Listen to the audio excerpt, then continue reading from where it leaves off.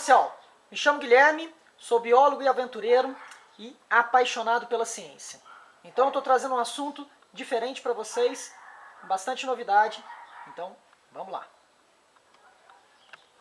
Olá pessoal, o assunto de hoje é poríferos e quinidários. Estou aqui mais uma vez com o meu aquário, a gente tem aqui alguns poríferos e alguns quinidários aqui. Na realidade a maioria das espécies aqui são de quinidários. Então, vamos começar essa história, né? Como que surgiu os primeiros animais? Os primeiros animais são os poríferos, né? O oceano naquela época era dominado simplesmente por bactérias e protozoários, né? Organismos muito simples, né? A bactéria mais ainda, né? O protozoário já tinha núcleo, um monte de outras coisas dentro dele, né? Muito mais organizado. Mas esse organismo que habitava o oceano antigo, ele tinha que ser capaz de fazer tudo, realizar todas as suas funções. Uma única célula realizar todas as suas funções.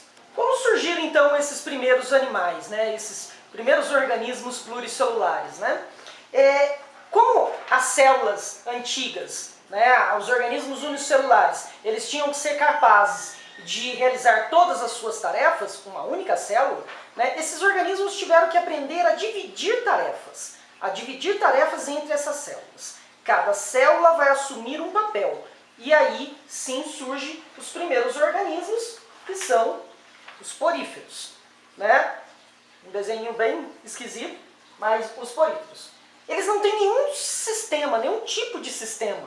Tá? Eles são simplesmente uma camada de célula externa, uma camada de célula interna, uma parede entre o meio, aqui onde existe um conjunto de células, e uma célula muito especial chamada de coanócito. Antes de falar um pouquinho melhor sobre esses organismos, vamos dar uma olhada aqui dentro. Eu tenho algumas espécies só, na realidade uma única espécie, de uma esponja do mar, que simplesmente apareceu aqui dentro do aquário, e provavelmente com água de peixe, porque eles, no momento da reprodução, eles produzem uma larvinha, e essa larvinha fica solta na água, faz parte do plâncton, e quando eu comprei algum peixe, quando eu trouxe algum coral, essa larvinha veio junto e veio colonizar o aquário. Vamos dar uma olhada primeiro à espécie que eu tenho aqui dentro, depois a gente vai falar melhor sobre essa célula especial desse organismo. Então tá aí a espécie de porífero que existe dentro do meu aquário, essa manchinha branquinha que está aí, né? Se a gente observar, eu vou colocar uma setinha aí, aonde está o ósculo, né? A saída da água desses animais. Existem várias delas, tem uma delas que está bem visível, né? É um animal muito pequeno. Vou aproximar agora a minha mão, o meu dedo dele, para vocês verem como que é pequenininho, né? Então tá aí ó, a minha unha do lado do animal, então extremamente pequeno. Existem espécies bem grandes, ela não tem essa grandiosidade, né? Não foi adquirido, esse animal simplesmente surgiu dentro do aquário aí. Tem uma outra cena aqui, debaixo de um mussel azul, né? Também existe uma pequena formação desses organismos. Não dá para saber quantos que estão aí, porque eles reproduzem por brotamento e um vai grudando no outro e formando uma colônia desses organismos. Bom, então damos uma olhada aí nos poríferos, né? Esses organismos que não têm nenhum tipo de movimento, não apresenta nenhum sistema, nada. Simplesmente um conjunto de células na qual cada um tem o seu papel. Né? E assim ele forma um organismo séssil, né? Um organismo que está preso nesse ambiente. O legal desse organismo, desse animal, é essa célulazinha especial, chamada de coanócito. É uma célula que tem um longo flagelo e uma coana, né? Tipo um capuz que ela tem, na qual ela ajuda a bombear a água do animal entra aqui, por esses buracos, por isso porífero. Né? Ele é cheio de poros, cheio de buraquinhos, ele entra e sai pela essa abertura superior maior. Toda ela auxiliada por um conjunto de células chamadas de coanócitos. Vamos dar uma olhada aí nos coanócitos, a capacidade que eles têm de bombear a água. Observe que o mergulhador pulveriza uma tinta de cor esverdeada na base do porífero e ela acaba saindo por essa abertura superior dele, chamada de ósculo. Né? E é dessa forma que esses animais conseguem capturar seu alimento. né? É esse conjunto de pequenas células que bombeia essa água por dentro do corpo, assim capturando o alimento, fazendo as trocas gasosas, né, reproduzindo, porque os gametas, o óvulo e o espermatozoide, né, eles saem por essa abertura superior também para se unir na água e realizar aí o processo de reprodução. Este aí é o coanócito, essa célula que está presente somente nos poríferos. Ele é o grande responsável pelo movimento daquela água. Né? O movimento desse seu flagelo bombeia a água e essa coana, né, esse capuz que ele tem, captura o alimento. Os poríferos, então, é um grupo de organismos muito especial. Né? Eles ocupam quase todas as partes do oceano, desde as regiões mais rasas até as profundezas do oceano existem poríferos, e estão muito bem distribuídos pelo todo o planeta. Mas são organismos sésseis e que se alimentam única e exclusivamente de plâncton. Isso é um fator limitante para esses animais. Um animal que conseguiu ocupar um nicho ecológico bem diferente foi um grupo chamado de quinidários. E aqui dentro eu tenho 12 espécies de quinidários fantásticas. Os quinidários, aqui os quinidários, representei ele aqui, né? São representados pelas anêmonas do mar, que eu tenho uma espécie aqui, de anêmona do mar, uma anêmona chamada de BBT. Os corais, que é a maioria deles, aquele amarelo lá no fundo, é coral, certo? Tem um monte de outros aqui que eu vou mostrar daqui a pouco para vocês. E as águas vivas, né? As águas vivas que estão entre os grupos de animais mais perigosos do planeta. Entre elas, essa daqui, ó, a vespa do mar. Né? A vespa do mar é um organismo extremamente pequeno, mas muito letal. Ainda bem que não vive no nosso país. Né? Ela é um organismo lá da Austrália. Mas tirando a vespa do mar, esses que estão aqui são bem tranquilos, né? Não apresentam risco aos seres humanos. Algumas anêmonas do mar podem provocar queimaduras graves, mas as que realmente causam grandes problemas são as águas vivas e um grupo, uma colônia chamada de caravela. Vou colocar a imagem aqui do lado também dela, ó, a caravelazinha, que é um organismo muito perigoso. Esse sim existe na costa brasileira e a gente tem que tomar bastante cuidado com ele. Vou colocar agora para vocês verem as espécies que eu tenho aqui. Antes disso, vou mostrar para vocês eu alimentando a minha anêmona do mar. As anêmonas, elas são predadoras, né? Então são carnívoras. Elas têm uma cavidade digestiva dentro do seu corpo, um buraco dentro do seu corpo, coisa que os poríferos não tinham isso, né? Eles não tinham cavidade digestiva. Aqui é um animal que se alimenta de plâncton. Aqui ele tem uma cavidade digestiva dentro, né? Ele apresenta uma boca, tentáculos e movimento. Eles conseguem manipular esses tentáculos e levar o alimento até a boca e fazer a ingestão do alimento. E a digestão acontece já dentro do corpo já. Uma baita de uma vantagem evolutiva, né? A capacidade desse organismo comer, né? De predar organismos maiores do que ele, às vezes. Né? Aqui, os animais têm que ser pequenos o suficiente, para passar por aqui. Então um peixe, por exemplo, não serve de alimento para os poríferos. O que vai servir de alimento já para os quinidários. Esse animal agora é capaz de pegar peixinhos, né, e se alimentar deles. Eu vou mostrar para vocês então, eu alimentando a minha anêmona do mar, a BBT, e depois a gente vai falar um pouquinho sobre os corais. Bom, eu compro um tipo de ração que ela vem com uns pedacinhos de camarão desidratado. Então, vou pegar um aqui para vocês verem. Eu uso, aqui tem na ponta da pinça, não sei se vai dar para vocês verem, a máquina não vai focar, mas aqui na ponta da pinça tem um pedacinho de camarão desidratado. Aí eu seleciono uma boa quantidade de cada um, eu tenho 3 anêmonas aqui dentro, faço 3 montinhos,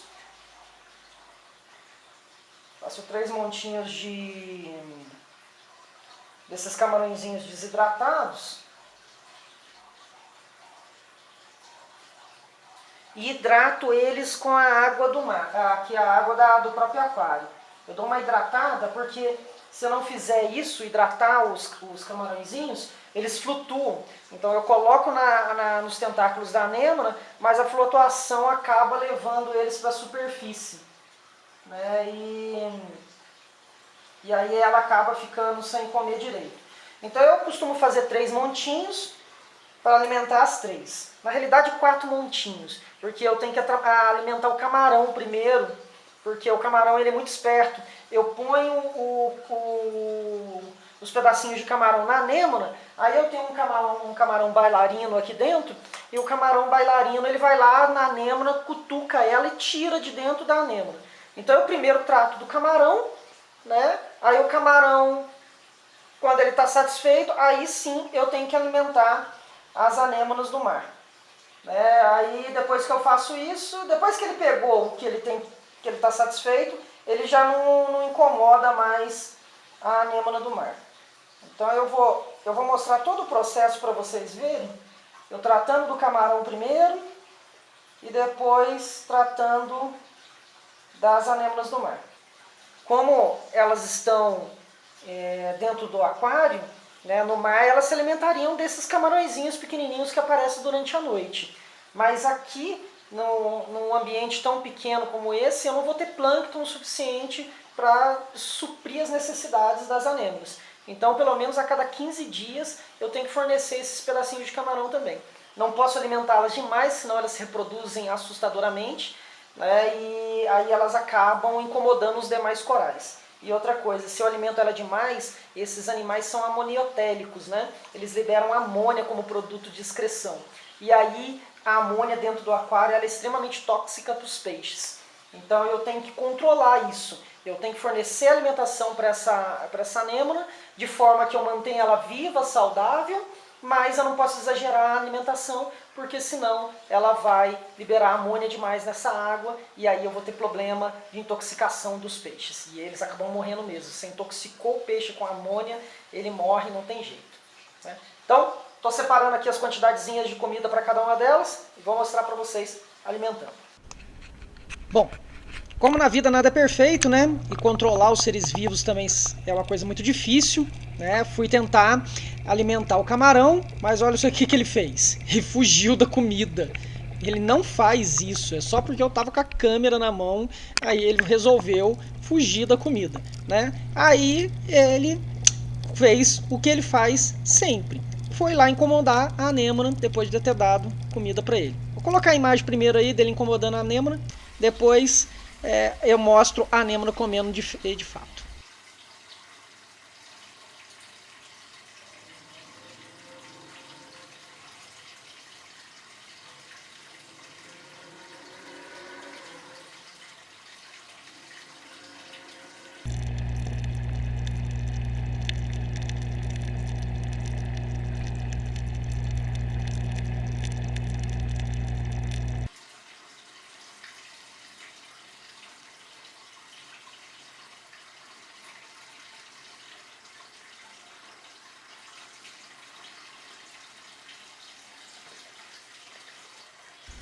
Eu costumo fazer o uso de uma pinça metálica para interferir o mínimo possível nos animais, né? Então, e outra coisa, para evitar de ficar tocando também esses animais.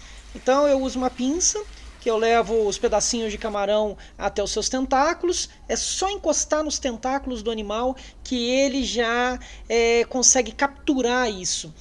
Os quinidários eles têm o primeiro sistema nervoso que surgiu no reino animal. É um sistema nervoso difuso ainda, né? Não existe um órgão central com um cérebro, né? Então é uma rede de neurônios espalhados pelo seu corpo, na qual faz comunicação tentáculo com tentáculo. Então você encostou em um único tentáculo, todos os demais tentáculos vão em direção ao alimento, que eles têm essa capacidade de percepção, algo que poríferos não tinha, né? Ele não tem nenhum tipo de sistema, né? Então os quinidários eles ganharam essa habilidade e essa habilidade possibilitaram a eles movimento e perceber esse ambiente, perceber esse alimento encostando em seus tentáculos.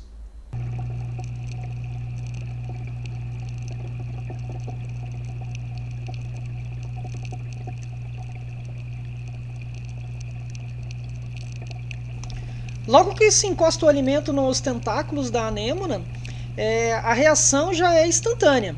A gente pode observar nessa imagem que a boca do animal está se deslocando em direção ao alimento. e rapidamente ela faz a ingestão desse alimento. Logicamente, não é a boca igual de um ser vivo, de um vertebrado, né? É simplesmente uma abertura que dá acesso a essa cavidade digestiva. Né? Então, eu coloquei a setinha aí, né, para vocês verem a boca. Vou colocar mais uma vez a setinha aqui, ó, para vocês verem a boca. A boca fica localizada bem ao centro de todos os tentáculos e o animal ele começa a manipular esse alimento, empurrando esse alimento até em direção a essa boca. Você vai ver que daqui a pouco o alimento ele acaba sumindo por completo no meio desses tentáculos e aonde vai ser feito então realizada a digestão dele dentro do corpo do animal.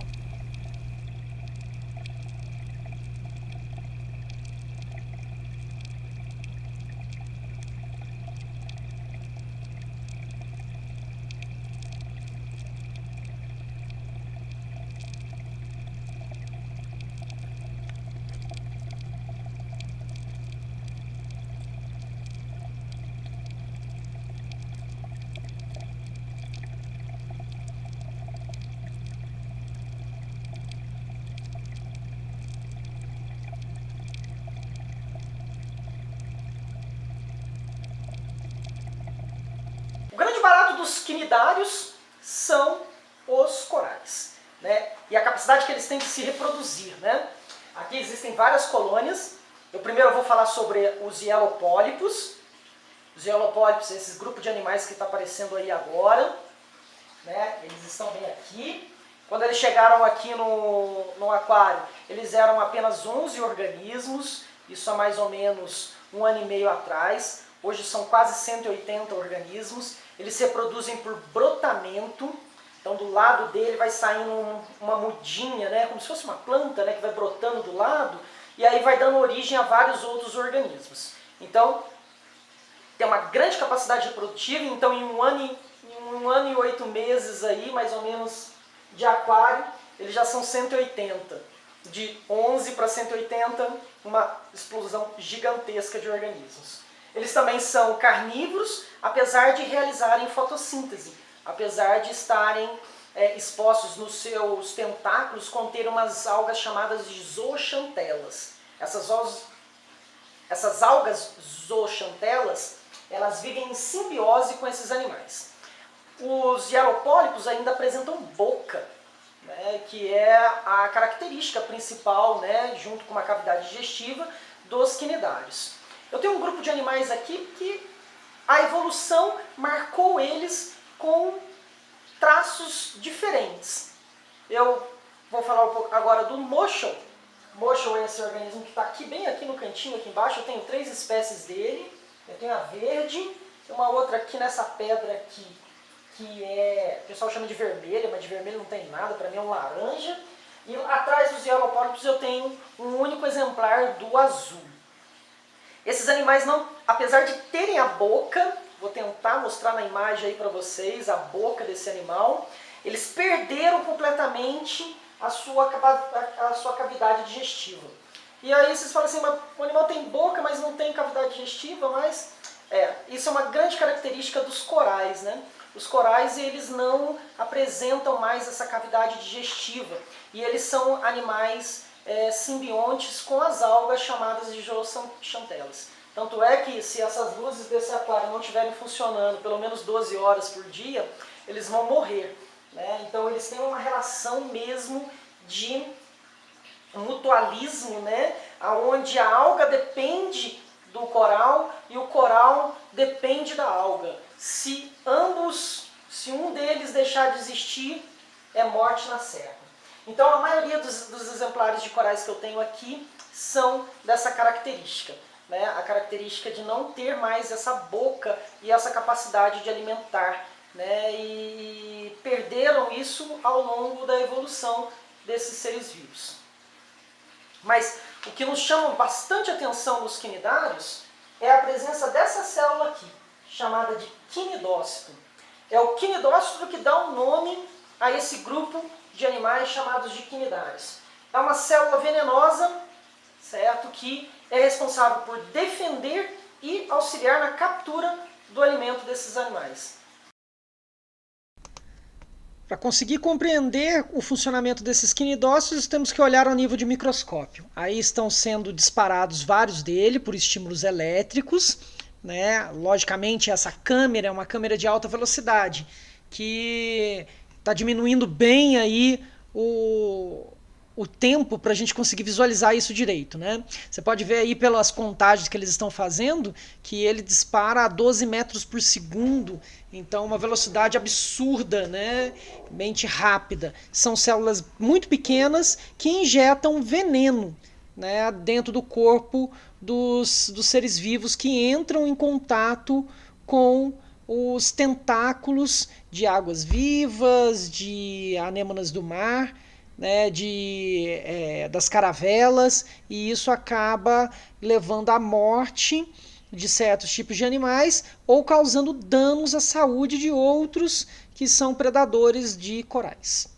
O quinidócito, ao ser tocado, dispara um impulso elétrico que dispara a célula em direção à pele, introduzindo uma agulha hipodérmica que injeta o seu conteúdo venenoso na pele do indivíduo predado ou de uma forma de defesa, né?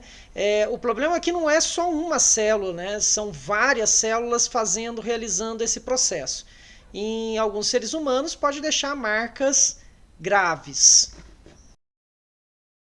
Os hialopólipos, eles possuem os quinidócitos ainda, mas esses quinidócitos eles são muito frágeis, muito pequenos e bem pouca quantidade. E aí eles não conseguem atravessar a nossa pele. Então, para nós seres humanos, eles são totalmente inofensivos, apesar de ainda conter os quinidócitos. A anêmona BBT que eu mostrei para vocês, que eu mostrei alimentando para vocês, elas têm os quinidócitos também, né? E também é totalmente inofensivo para nós seres humanos, podemos tocá-las numa boa, que não vai dar problema, né? No Brasil não existe nenhuma espécie de anêmona do mar que possa causar problemas para os seres humanos. O que a gente tem realmente no Brasil é água-viva que causa acidentes bem graves. Então, esses foram os dois primeiros grupos de animais, os poríferos e os quinidários.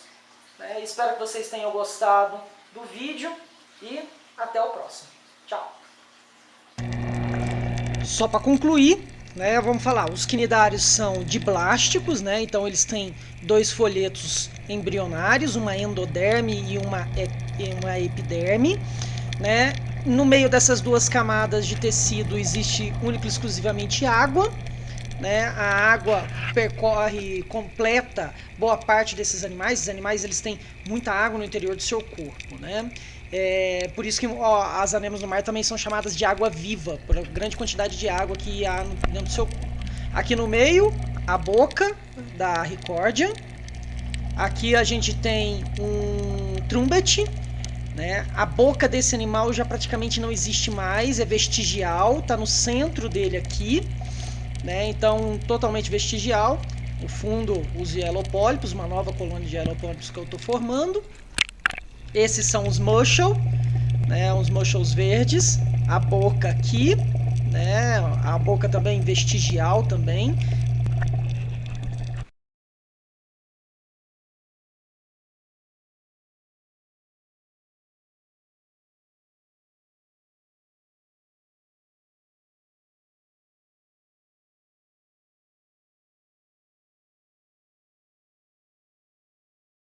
Aqui podemos notar aquele processo de reprodução chamado de brotamento, 3 adultos e um pequeno nascendo embaixo, né, como se fosse uma raiz brotando dos seus pés aqui. Um pequenininho, daqui a uns dias ele está adulto e dá origem a outro organismo.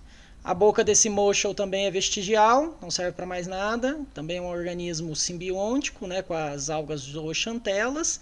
Esse é um mussel vermelho, né? O pessoal chama de vermelho, mas para mim é laranja. Aqui a gente tem os hialopólipos, esses pontinhos mais escuros, meio amarelados no centro de cada um deles aqui, são as bocas dele. essa boca é funcional. O heliopólipo é um animal predador ainda conserva a sua natureza primitiva.